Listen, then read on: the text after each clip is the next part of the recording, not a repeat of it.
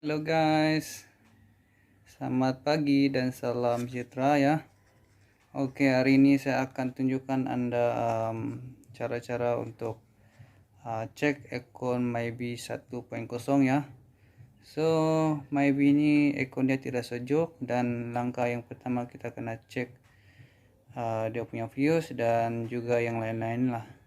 Sebelum itu jangan lupa subscribe dan like video ini supaya berkembang ya kepada rekan-rekan yang di luar sana. Oke, jom kita tengok apa langkah pertama yang kita kena cek sekiranya akun Anda tidak sejuk. Oke, jom layan. Oke, di sini ada beberapa Mybi ya, masalah akun juga. Oke, ini adalah Mybi 1.0 dan langkah yang pertama kita kena cek kalau akun Anda tidak sejuk ya. So langkah yang pertama kita kena cek views ya. So views dia kalau akun Mybi 1.0 ini bukan berada di sini ya, dia berada dekat dalam sana. Oke, apa yang Anda nampak saya sudah buka, dan views nih kita kena cek di bahagian sini. Views akun di bahagian 12 nombor 2 sini ya. So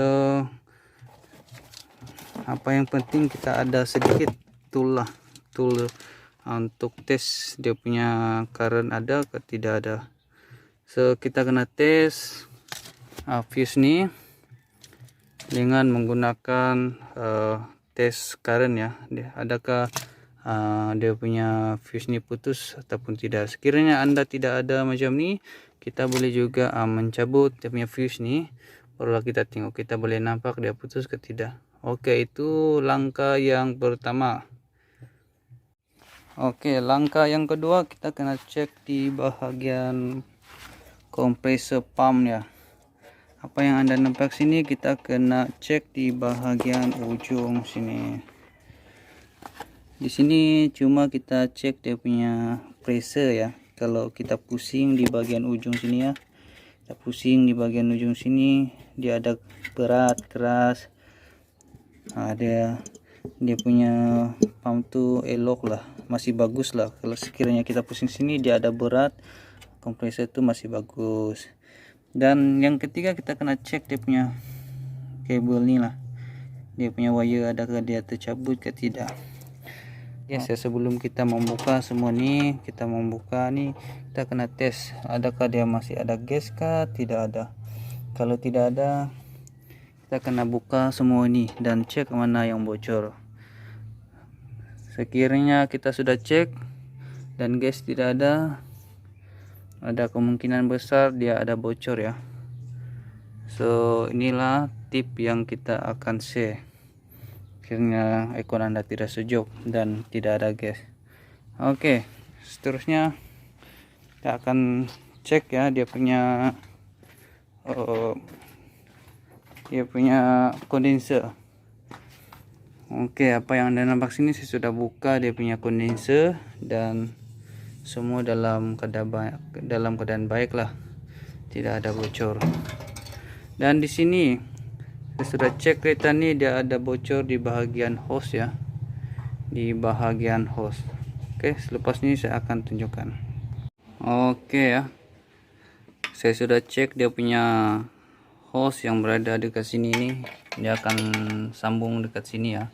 So dia punya hose ni sudah bocor, nampak tanda-tanda ada, dan ni tengok dia ada hitam ya. Kalau hitam-hitam tuh mesti gas sudah keluar di bagian luar sini. So itulah sebab abuk-abuk itu melekat dekat hose ni, sebab gas tuh keluar dari sini.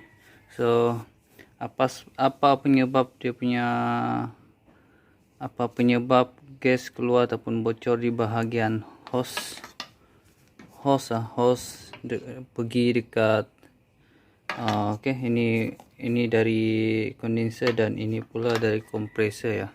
So kenapa hose ni cepat bocor? disebabkan oke, ini saya share kamu orang saya akan share kamu orang ini filter, apa yang anda nampak filter ini sudah hitam sangat. So inilah penyebab kenapa hose ini bocor di bagian kompresor pergi kondenser. So inilah penyebab dia punya filter sudah hitam sangat. Dan tengok, saya akan bandingkan yang baru dengan yang lama. Oke, apa perbedaannya? Adakah yang sebelah ini sangat putih dan ini sangat hitam kan? So tengok perbedaannya, ini sangat hitam dan ini sangat putih. Ini sebab baru, dan ini tengok keadaan dia, menyebabkan di bagian hose ini bocor dan pecah disebabkan filter ini tidak tukar. So kalau nak tukar filter tu, kita kena tukar sekali dengan filter dekat kondenser ya, ini dekat kondenser sini. So oke, saya akan share lagi sedikit mengenai Myv ini. Myv ini memang oke, tapi dia sering terjadi kepada Myv 1.0 ya. Saya akan share kepada kamu mengapa Myv ini senang bocor di bahagian gasket, cover valve gasket ya, di bahagian dalam sini. So kenapa selalu bocor di bagian sini? Disebabkan sikap pomen yang tidak berapa teliti untuk memberi gam ataupun membersihkan di bagian sini ya. So nampaknya saya sudah buat di bagian ini, dan saya akan share dengan kamu macam mana cara untuk gam di bagian gasket, kabel gasket valve nih. So ini saya akan tunjukkan. Oke ya, ini adalah gasket dia ya. So macam mana cara kita supaya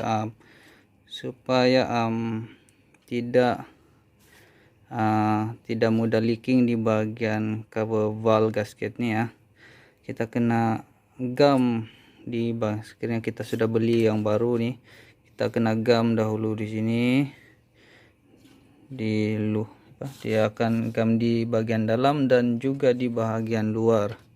So manakala lekuk-lekuk yang di bagian sini yang berada dekat head sana ya, kita kena gam di sudut-sudut lah.